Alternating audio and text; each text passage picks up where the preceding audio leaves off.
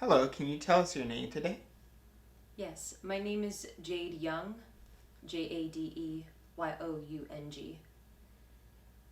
And how do you identify and what are your pronouns? I am gender nonconforming. My pronouns are she, they. And when did you discover that you were gender nonconforming? And how did you go about exploring it up to this present day? I discovered that I was gender nonconforming right before I turned 28 years old.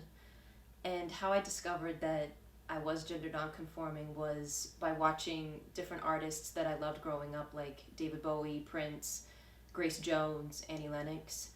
I saw that they were very fluid with how they expressed their gender when they performed on stage, and that just made me realize that that's who I was, and that it's okay not to go with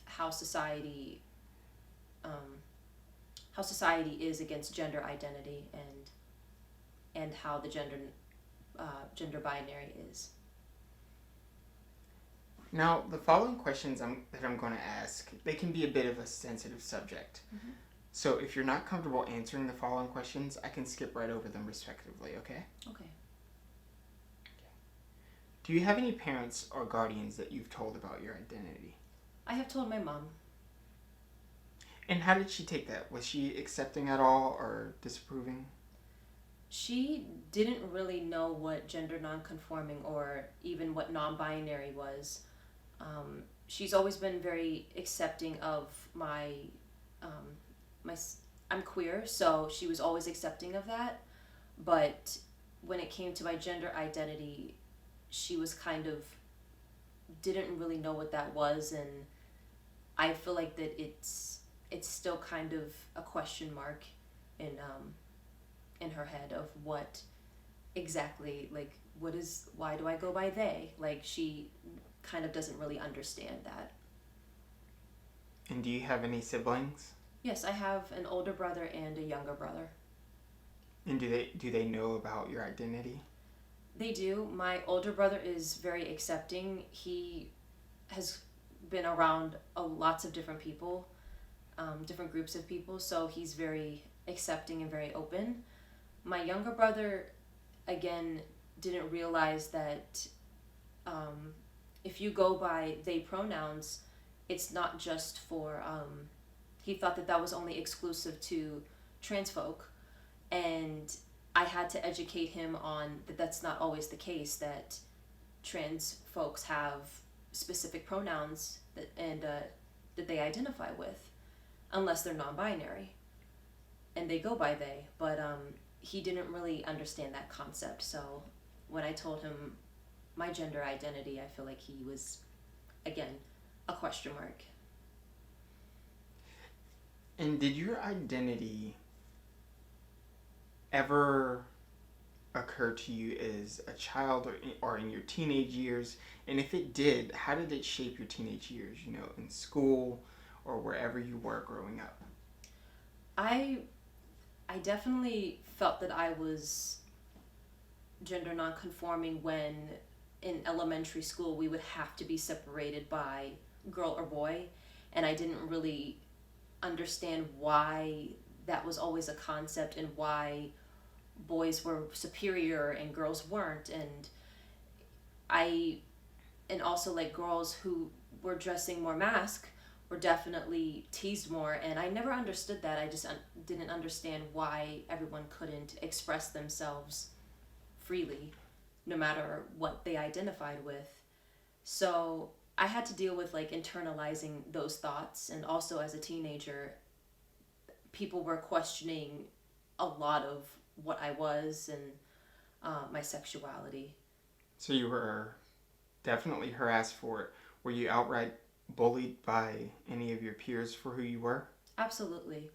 Um, Luckily, well, unfortunately, that wasn't in question, my gender identity or my sexuality. I kept that very repressed. Honestly, if it was something that I was scrutinized for as a teenager, I probably wouldn't be here. Um, you go through a lot of hate, um, especially like when people don't understand um, who you are as a person. So there was a lot of repression, Mm-hmm. and did that ever make you doubt who you were? Like, what I mean by that is, did you ever feel that you would never be able to be your true self for the rest of your life? There were times where those thoughts that I would never be able to be authentically myself would come into my head, but I would still like look up to the artists and creators and creative people that I mentioned, just how they performed and how they would just be themselves freely on a stage and in interviews, and even call people out about the toxic ways of society and how people need to live more freely and understand and be more understanding in general. So of course I would doubt, but then I would keep watching those who influenced me as an artist, and I realized that there's nothing to doubt and that this will pass. It's them, not me. And you have a lot of artists and musicians who are your inspiration. What are some ways that you channel discrimination you face on a day to day basis? Do you have any artistic outlets? I am a writer, I am a dancer, choreographer, I also sing, and I'm an actor as well. Do you plan to use those mediums as a way to reach out to the rest of the world on representation of the gender nonconforming community? Absolutely.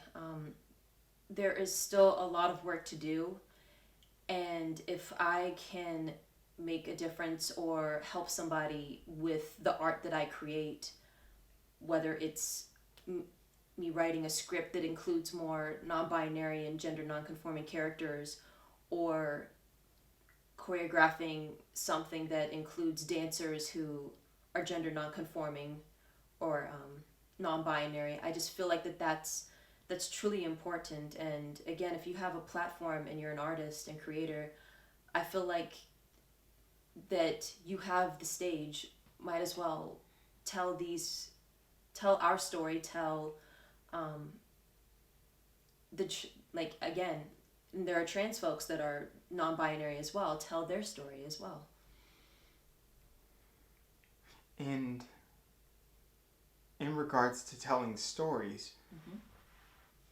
social media has become very mainstream in recent years. Mm-hmm. What are your views and opinions on social media and its influence on trans and non binary culture? Do you feel that social media has helped, or do you feel that it's hindered our progress in society's understanding of us? I feel that it is a little bit of both. It hinders a lot of people who, I feel like it hinders honestly the mental state of a lot of non-binary and gender non-conforming people. People are very cruel on social media, and unfortunately there's no way to monitor it. So a lot of people spew their hate, and there's no repercussions or consequences for it. Um, but what is great is that a lot of people who are spreading the hate, a lot of people are coming back against that and saying no, and telling people to stop and using their voices to educate others. And I believe that that's really beautiful. And a lot of creators and artists who do have a platform who are using their voice and standing up for those who are non-binary and gender non-conforming in genuine spaces, and with a genuine grace to what they're doing. And since 2013, around the time that social media had also began to reach mainstream increasingly, the Human Rights Campaign, also known as the HRC, which began in the 1980s, they had begun tracking the fatal violences of trans and gender nonconforming people. Mm-hmm. Do you fear for your safety and livelihood any more or less in today's political climate? I don't want to put, um, I don't want to give fear power, because that, I feel like that makes me vulnerable, and I want to still be able to do what I love and um, be freely and live my life as my authentic self. Um, so I'm not going to give fear power, but there's definitely awareness in this political climate. I can't have my guard down and be open like I usually am. And sometimes as an artist, that's how like I operate, at least I do. So in this political climate, I am definitely more aware, but that's I feel like giving fear power is not constructive to the life that I'm living, and I don't want to stop living. If you had the mic to speak to everyone in the world for just a moment and they had to stop and listen to you, to get the world to understand us, what do you want to tell them about us? What I want to tell them is that we're not going anywhere. We've always been in society. We've always been a part of your lives. We're your relatives, we're your daughters, we're your sons, we're your family. And just because your son or daughter ends up not conforming to the messed up ways of society and the patriarchy of what the gender binary has brought for centuries, that doesn't, you should still love them unconditionally. We need to listen with our ears and open our eyes and be more open-minded. And just because, for example, just because I'm femme, I'm still them.